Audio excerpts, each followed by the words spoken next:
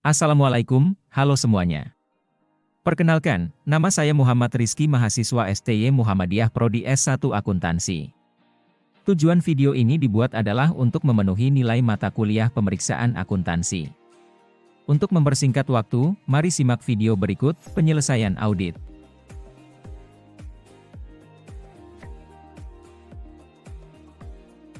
Langkah pertama yang perlu dilakukan oleh auditor untuk melaksanakan penyelesaian audit adalah melaksanakan pengujian tambahan untuk penyajian dan pengungkapan, pendekatan auditor dalam mendapatkan bukti tentang penyajian dan pengungkapan.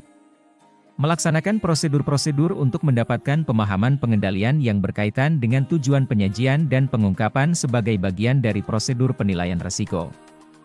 Kemudian lakukan pengujian pengendalian berkaitan dengan pengungkapan apabila penilaian awal risiko pengendalian di bawah maksimum. Terakhir, lakukan prosedur-prosedur substantif untuk mendapatkan keyakinan bahwa semua tujuan audit tercapai baik tentang informasi maupun jumlah dalam penyajian dan pengungkapan di laporan keuangan. Tujuan audit penyajian dan pengungkapan: 1. Keterjadian dan hak dan kewajiban. 2. Kelengkapan. 3. Penggolongan dan kejelasan. 4. Keakuratan dan penilaian.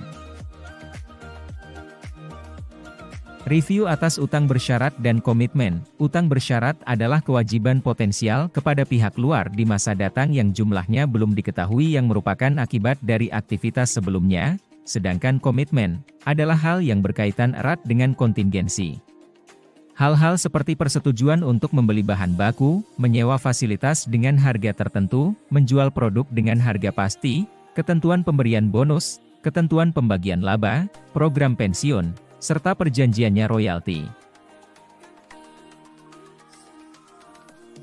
Tujuan auditor dalam memeriksa utang bersyarat. Tujuan pertama, menilai perlakuan akuntansi atas utang bersyarat yang diketahui untuk memastikan apakah manajemen telah menggolongkan kontingensi dengan tepat. Tujuan kedua, mengidentifikasi seberapa besar kemungkinan kontingensi yang belum diidentifikasi oleh manajemen.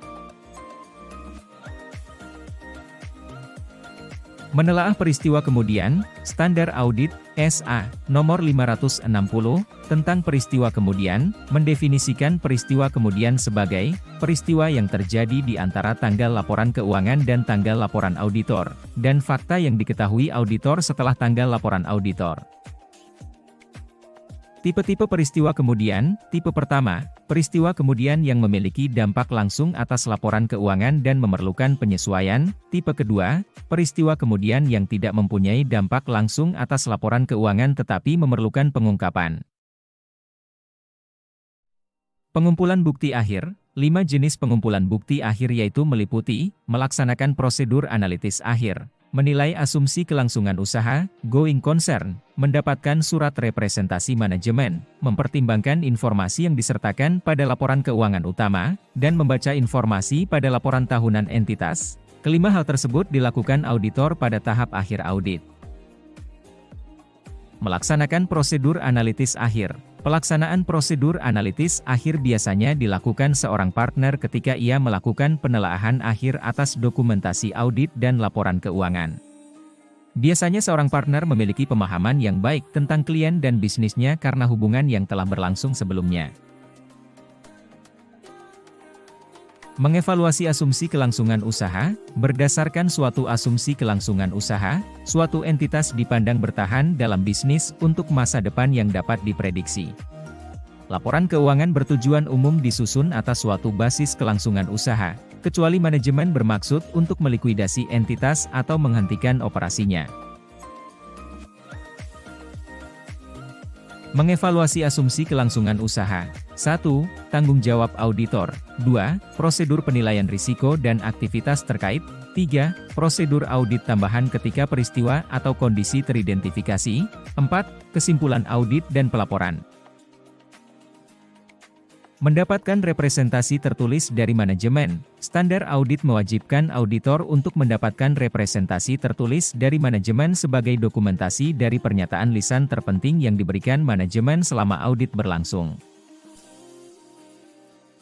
Representasi tertulis sebagai bukti audit. Representasi tertulis adalah informasi dokumen tertulis yang perlu diperoleh auditor dari manajemen dalam hubungannya dengan audit atas laporan keuangan suatu entitas.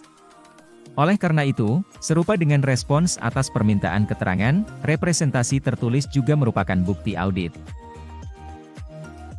Manajemen yang diminta untuk memberikan representasi tertulis diminta dari pihak yang bertanggung jawab atas penyusunan dan penyajian laporan keuangan. Individu-individu itu bervariasi tergantung pada struktur tata kelola entitas yang bersangkutan, dan peraturan perundang-undangan yang relevan, namun biasanya manajemen merupakan pihak yang bertanggung jawab. Representasi tertulis tentang tanggung jawab manajemen, auditor harus meminta manajemen untuk menyediakan representasi tertulis bahwa a. Mereka telah menyediakan bagi auditor semua informasi relevan dan akses sesuai dengan yang disetujui dalam ketentuan perikatan audit, dan b. Semua transaksi telah dicatat dan dicerminkan dalam laporan keuangan. Membaca informasi lain dalam laporan tahunan, Standar Audit SA Nomor 720, tanggung jawab auditor sehubungan dengan informasi lain dalam dokumen yang memuat laporan keuangan auditan, mewajibkan auditor untuk membaca informasi lain yang tercantum dalam laporan tahunan yang berkaitan langsung dengan laporan keuangan. Mengevaluasi hasil, setelah melaksanakan semua prosedur audit pada setiap area audit, termasuk mereview kontingensi dan peristiwa kemudian dan mengumpulkan bukti akhir, auditor harus mengintegrasikan semua hasil yang diperoleh menjadi satu kesimpulan keseluruhan tentang laporan keuangan. Bukti yang cukup dan tepat, auditor harus mereview dokumentasi audit secara keseluruhan. Alat bantu yang sering digunakan adalah daftar pengecekan penyelesaian audit, bukti pendukung opini auditor, bukti cukup. Tetapi laporan keuangan tidak disajikan secara wajar, maka ada dua pilihan yaitu, laporan harus disesuaikan agar memuaskan auditor, atau menerbitkan laporan auditor dengan opini wajar dengan pengecualian atau opini tidak wajar.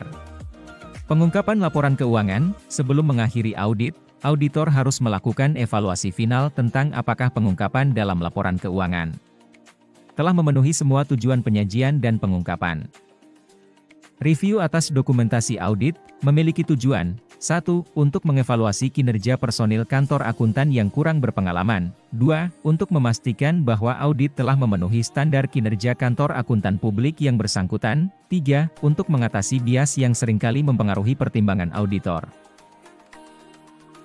Pengkajian ulang independen, untuk penyelesaian audit yang lebih besar, biasanya dilakukan oleh reviewer independen yang tidak terlibat dalam proses audit, tapi merupakan anggota kantor akuntan publik, bertujuan untuk memastikan bahwa pelaksanaan audit telah memadai. Ringkasan penilaian bukti, dilakukan dengan mengevaluasi kecukupan dan ketepatan bukti, mengevaluasi risiko audit yang dicapai per akun per siklus, kemudian evaluasi laporan keuangan keseluruhan, menerbitkan laporan keuangan. Auditor harus menunggu untuk memutuskan laporan audit yang tepat diterbitkan saat semua bukti dikumpulkan dan dievaluasi, termasuk semua tahap penyelesaian audit selesai dibahas. Komunikasi dengan manajemen pihak yang bertanggung jawab atas tata kelola. 1. Untuk mengomunikasikan secara jelas kepada pihak yang bertanggung jawab atas tata kelola tentang tanggung jawab auditor berkaitan dengan audit atas laporan keuangan dan gambaran umum perencanaan lingkup dan saat audit. 2. Untuk memperoleh informasi yang relevan dengan audit dari pihak yang bertanggung jawab atas tata kelola, berikut beberapa standar akuntansi yang berisi ketentuan-ketentuan tata kelola, SA 240, SA 250, SA 265, SA 450, SA 505, SA 510, SA 550, SA 570 dan SA 705. Surat ditujukan kepada manajemen. Tujuan pengiriman surat tersebut adalah untuk memberi informasi kepada personil klien tentang rekomendasi yang diberikan akuntan publik untuk perbaikan suatu bidang tertentu bisnis klien. Kebanyakan rekomendasi auditor difokuskan pada saran-saran untuk memperbaiki efisiensi operasi.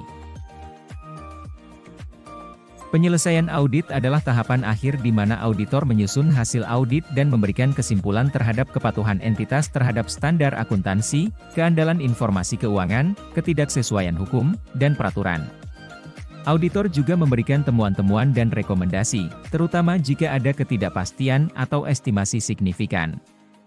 Kesimpulan ini tercermin dalam opini auditor yang disampaikan melalui laporan audit, yang mencakup evaluasi terhadap laporan keuangan, integritas, dan kepatuhan hukum.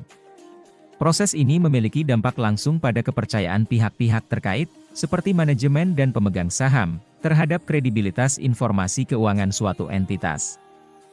Demikian video materi penyelesaian audit. Apabila ada kekurangan mohon dimaafkan. Sekian terima kasih. Wassalamualaikum warahmatullahi wabarakatuh.